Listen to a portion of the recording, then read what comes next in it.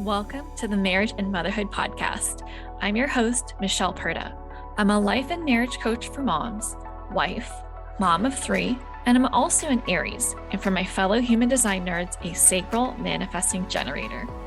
This podcast is for women who want to be happier in their marriage as they navigate their journey through motherhood, even if you're like me and you weren't shown how while growing up.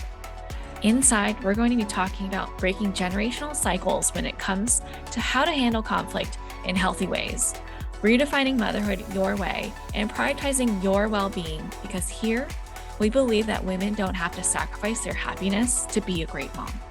And a quick note to mamas listening with kids around, you may want to pop your earbuds in because nothing is left unsaid on this show, which means there may be times where something I say isn't meant for little ears. Are you ready? Let's dive in. Hello. Welcome back to another episode of the Marriage and Motherhood Podcast. Today, we're going to be talking about emotional overwhelm when you're in conflict, when you're in a fight, when you're arguing with your husband, okay?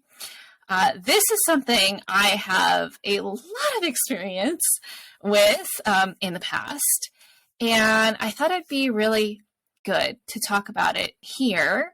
Because when we are emotionally overwhelmed, it can make it really hard to get through the argument in the most effective way possible. And what do I mean by most effective way possible? I mean actually being able to talk through things, coming together as a team to resolve problems so that you can move on, right? Like, fights is not the highlight of your marriage, and if you are experiencing this more than you would like, then this episode is definitely something that you want to listen to. At the end of this, I will be sharing a little bit more about my upcoming program. It starts in May, called The Embodied Wife, and the topic that we're going to be talking about today, overwhelming emotions, is related to that. So tune in. So when we are feeling overwhelmed by emotions in our marriage, that is what is called dysregulation. Okay, that is like the actual term. And dysregulation is just one of the many, and I personally believe the most important example of why self-awareness is quintessential for your marriage success, right? Whatever you define as marriage success, right? You feeling really comfortable and at ease and content in your marriage, like just solid understanding that you two are a team, you are ride or die together, you have each other's backs, you have fun together, like whatever you define as marital success for you, okay? Dysregulation, if you've not heard this term before, is referring to how your nervous system is. It is a state for your nervous system, okay? There's regulated and then there's dysregulated. And we, on any given day, can go between both states just like that, okay? So the Cliff Notes version of this, because this is not a science class, right? The Cliff Notes version of this is that your nervous system is made up of 2 parts. There's the sympathetic nervous system and the parasympathetic nervous system. Names are not important for you to remember. I'm just sharing right now, okay? So today we're going to be focusing on the sympathetic nervous system.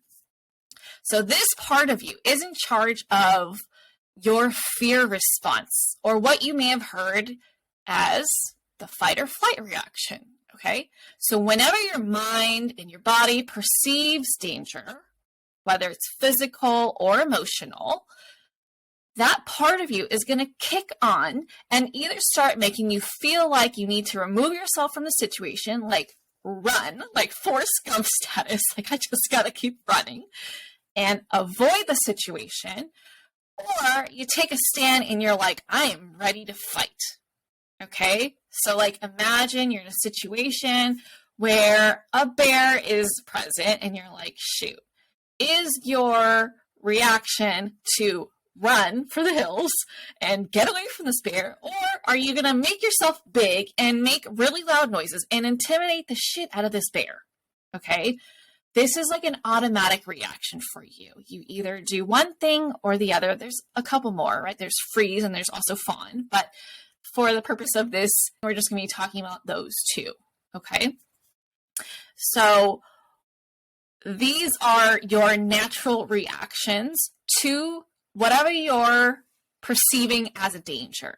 Okay. Now, this part of us is very, very archaic, because we also have this in response to things that aren't actually posing a physical threat to us, the emotional side of things. So whenever we're in an argument and we're like in emotional distress, this part of us also kicks on, even though it's not actually a threat to us physically.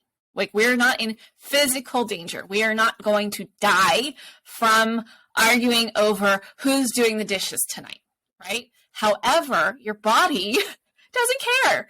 It still has this reaction because you're dysregulated, all right? So what does this look like?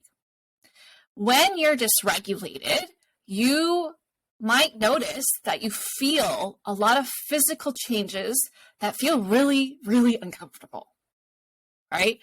It's like you have an internal fire alarm going off, right? Like, remember when you were in school and it's like this obnoxious blaring siren? It's just like, oh my God, like, I'm just so overstimulated from that sound. That's kind of like what's happening inside your body, okay? Your breath rate might be elevated. Your breathing might be really shallow, like you're like hyperventilating almost, right? Your blood might be pumping, your heart's racing, your temperature might change, right? Like, you might feel really hot, and you might feel like this surge of energy that kind of feels like you drank an energy drink and you're hyped up and ready to go, whether you're ready to fight or you're ready to run away, okay? When this part of us kicks on, your body is in distress and your mind is racing and you are having trouble thinking clearly or rationally because your body's like, overload! I need to shut down. Someone reset me. Okay? So until your body returns back to a relaxed state, it's struggling. Right? Like, think about when your child is throwing a tantrum. They're doing that because they're dysregulated, right? You know they're capable of using their words to ask for what they want. But when they are overloaded, when they're overwhelmed, overstimulated, they do that, right? Whether they throw themselves on the ground and kick the floor or start screaming or whining or whatever, that's them dysregulated. And just because we have grown up and become adults doesn't mean that we no longer do our version of that. Okay? Now, like I said, until you return to a relaxed state, return back to a regulated state, dysregulation can present itself as anger, rage, anxiety, panic, irritability, blaming, attacking, or pushing away your spouse. And if you're a mom, you have 1000% felt dysregulated before, okay? Like when your kids are fighting in the background for the millionth time in that day, and you just want to scream, shut up, right? Or when you're driving and your toddler starts screaming and no song or amount of consoling or snacks will get them to stop, and you're nowhere near your destination. Oh, and there's a traffic jam, right? You are in distress. Your body is tense and you're overstimulated, and all you want to do is just curl up into a ball somewhere quiet and be alone, right? Kind of gives me like flashbacks of being in the labor. Contractions are strong and you're just like, everybody stop talking, don't touch me, don't talk to me, just leave me alone. I just want to suffer in silence, right? Well, The same thing can happen in your marriage. For example, when you ask your husband to pick up candles for the birthday cake and he forgets, and you get so pissed because you did all this work for the party, you did the planning, you did the shopping, you invited people, you coordinated all the logistics, right? And the one thing you asked him to do, to come through for you on, he couldn't deliver. And then what happens next is all the times where he didn't come through for you in the past start flooding your brain, right? And so you get even more mad. You start yelling, or you start slamming cabinet doors, or you start stomping and huffing and puffing, or you just like, get away from me. I'm just going to handle this myself, right? Like, you get so pissed. But had your friend did that, had they forgotten, you would have been like, okay, we're going to make do. I'm going to ask somebody else. I'm going to run to the store real quick. I'll ask someone else to do it, whatever, right? Like, it's a very different reaction, right? Now, dysregulation generally occurs in your marriage when you're in a fight or when you're overwhelmed, when your needs aren't being met, right? Some version of you being triggered. This can look like being hostile, like picking fights with your husband, nagging, criticizing how he's doing things, trying to control what he's doing, yelling at him. When you two are disagreeing on something, snapping at him when he's asking a simple question, interrupting and talking over him to stop him from talking so that you can share your perspective. Maybe name calling, blaming him for what he's doing wrong, getting defensive, saying things to provoke or push him away, saying like, oh, so you think you're perfect, huh? Right? And bringing up examples of how he's not. Or saying, if you are so perfect, why don't you fill in the blank, right? Or maybe you're saying, that's fine, I don't need you anyway, I can do this myself, right? I am good all by myself. I do not need your help.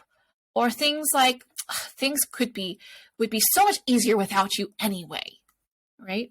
All things that don't bring you two together, that don't help you feel connected or help inspire him or motivate him to support you in any way to meet your needs. Dysregulation can actually cause a lot of havoc on your life as well, right? Like the impact of dysregulation can span from you having trouble sleeping, having a hard time dropping things, like you're holding grudges, right? Like he did something and you're still not letting it go. Taking things too seriously, right? Like you're just feeling very serious and stern. If someone cracks a joke, you're not for it. You are not available for that at all. You have trouble going into problem-solving mode when there's a problem, right? Like the candle situation, you just kind of lose your shit and you're there for a while. You have anger problems. Maybe you're moody. Maybe you do some emotional eating, or you're crying yourself to sleep, or you're feeling confused and overwhelmed by how you feel and you're having trouble figuring out how you feel. You just know you don't like how you're feeling, but you're like, you can't actually articulate in words how you're feeling so that other people understand what you're going through and how they can help you. If any of these things are happening in your marriage, you are absolutely not alone, right? This happens to so many couples, and I myself have experienced this so much. And I am happy to report to you that this does not happen nearly as much as before to me, because I have learned how to have a better relationship with my emotions and becoming more aware of my emotions and building that relationship with it or them, because we have a whole lot of them, has led to me being able to be here today to tell you about this dysregulation and how it's impacting your marriage and why it's important for you to figure out how to start regulating yourself when you get to that point, right? The goal is not to ever not be dysregulated, because that is nearly impossible, right? I actually recently shared about how you don't need to reach monk status for you to be happy and have a successful relationship, or to be able to navigate conflict more successfully. Okay, so that is absolutely not the goal here. We are not reaching for perfection.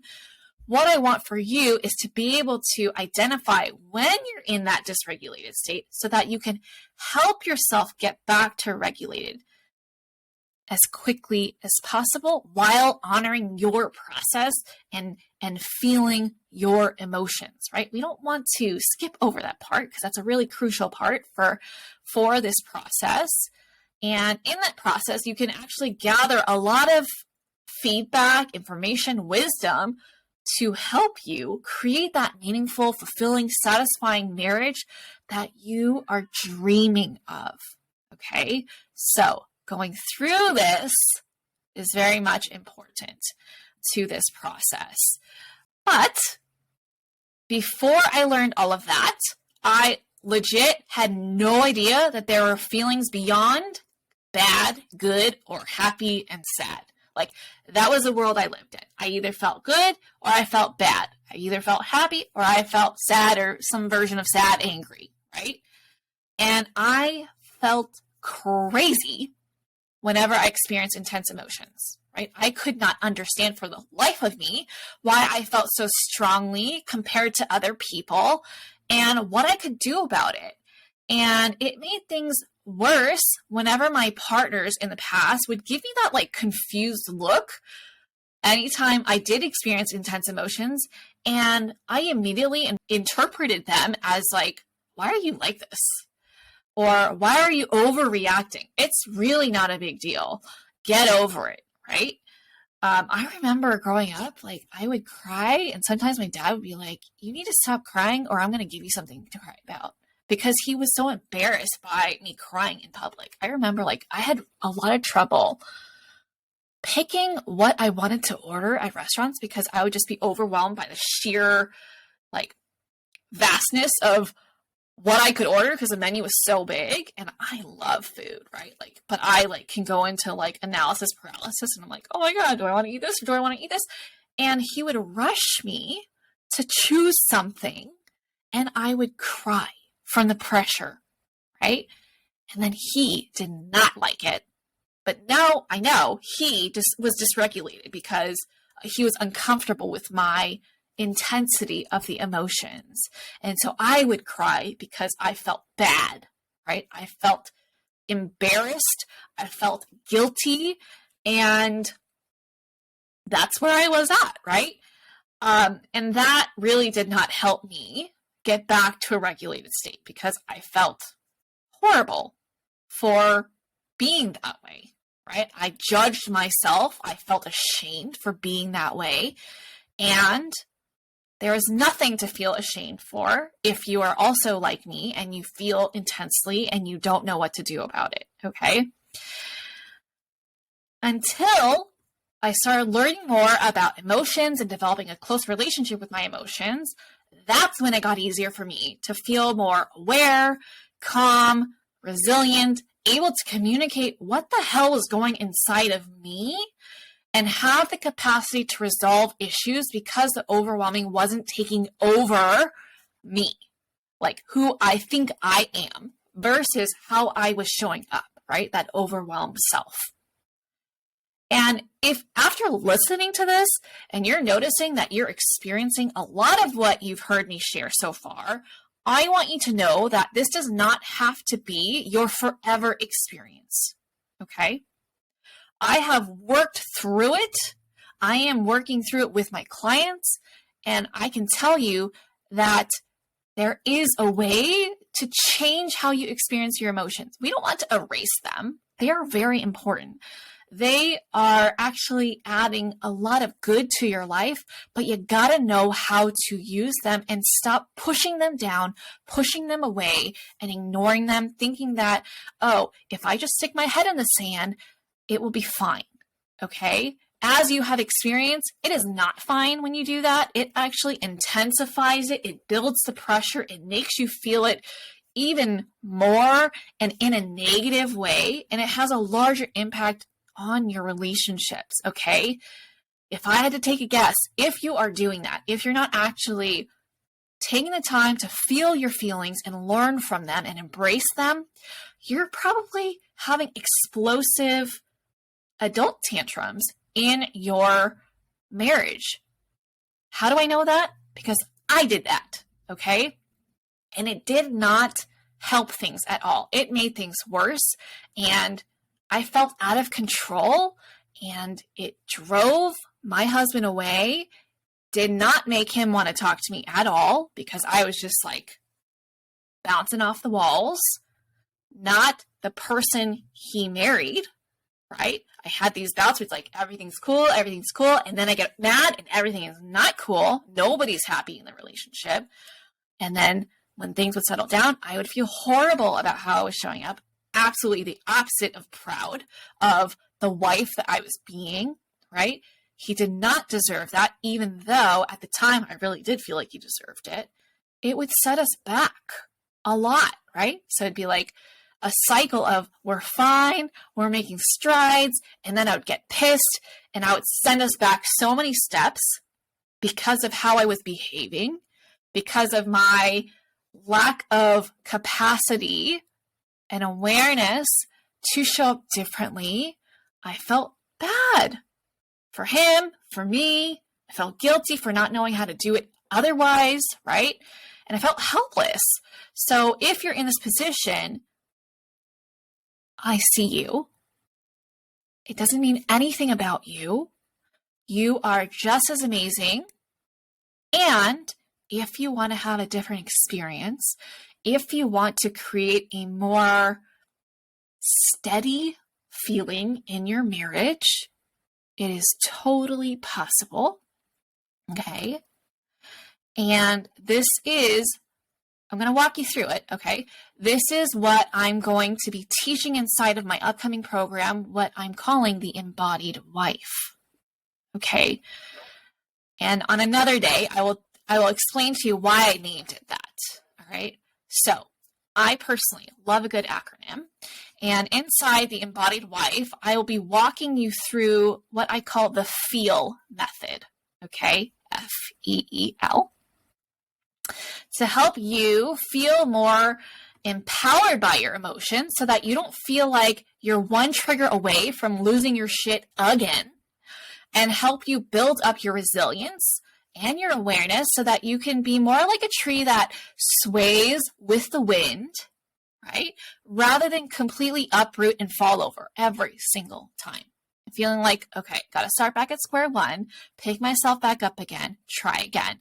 No, you're going to feel more flexible, more resilient, more like you have the bandwidth to actually show up as the person that you want to be for your marriage and be able to work as a team together to resolve issues.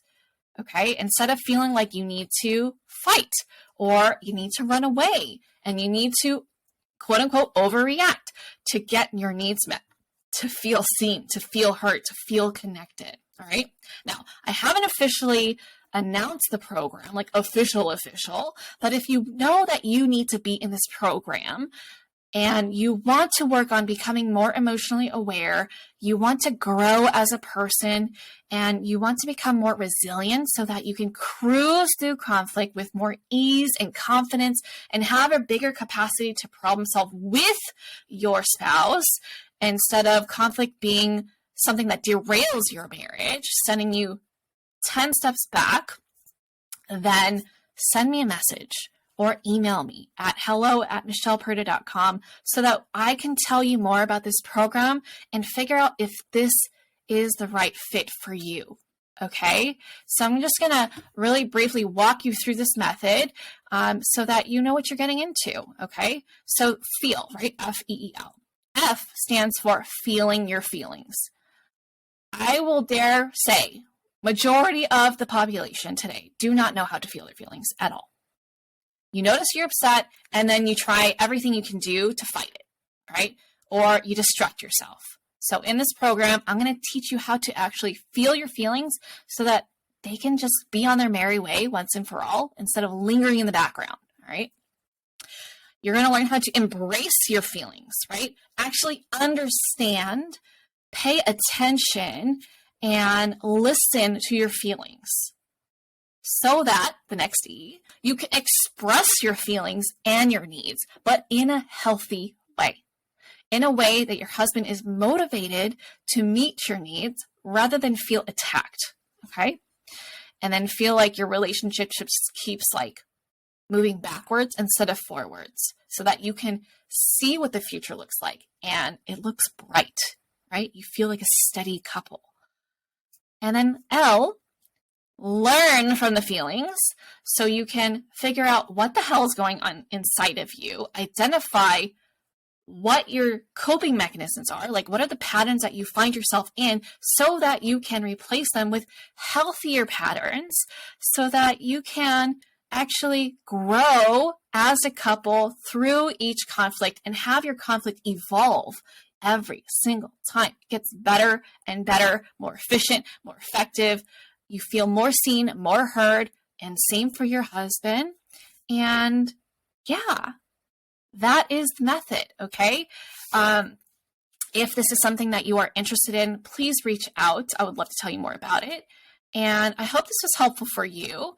If you're dysregulated, like the short version of this is start paying attention. Start spending time with yourself. Allow yourself to like actually sit in the feeling so that you can feel more connected to yourself. And as you feel more connected to yourself, you're going to feel more connected with your husband. All right.